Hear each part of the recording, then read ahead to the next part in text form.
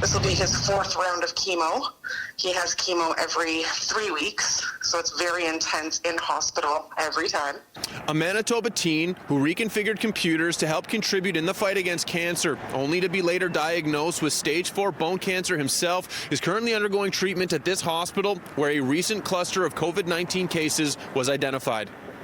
Dylan Bucci and his mother Terry arrived for his scheduled cancer treatment and were directed to a different ward than their usual oncology department. His mom says they learned from a charge nurse there were positive COVID-19 cases identified at the hospital. The hospital posted a notification of the outbreak online that reads, "Recently, as part of our normal surveillance, we identified a cluster of COVID-19 cases connected to one patient care unit, E6 at St. Boniface Hospital.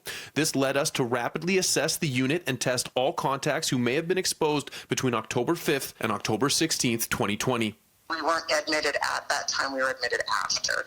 But it still affects us because we're not on that floor and they're more familiar with what goes on that floor because he's, not on the oncology ward right now, he's on a different ward. Bucci says COVID has changed life for everyone, but the parents and caregivers of those who are already sick are working extra hard to keep things safe, and COVID outbreaks at the hospital are scary.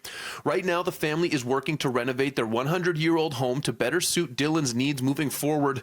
Dylan has a quarantine zone in the home, so contractors, workers, and volunteers don't overlap with him as they renovate the house. Because we are anticipating that at some point in the next 5 or 10 years that he will be wheelchair bound. And we will have to finish adjusting the house to accommodate that. A GoFundMe page was set up for Dylan to help cover the costs of renovations. Victoria Moorhouse is the founder of Artie Fox Designs. Moorhouse says she learned of Dylan's battle with cancer and says cancer also runs in her family, so she decided to help the Buccis out.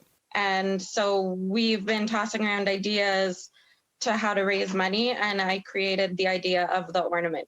Moorhouse is selling holiday ornaments with the hashtag BucciStrong. All money from sales, she says, will go to Dylan and his family to help cover expenses.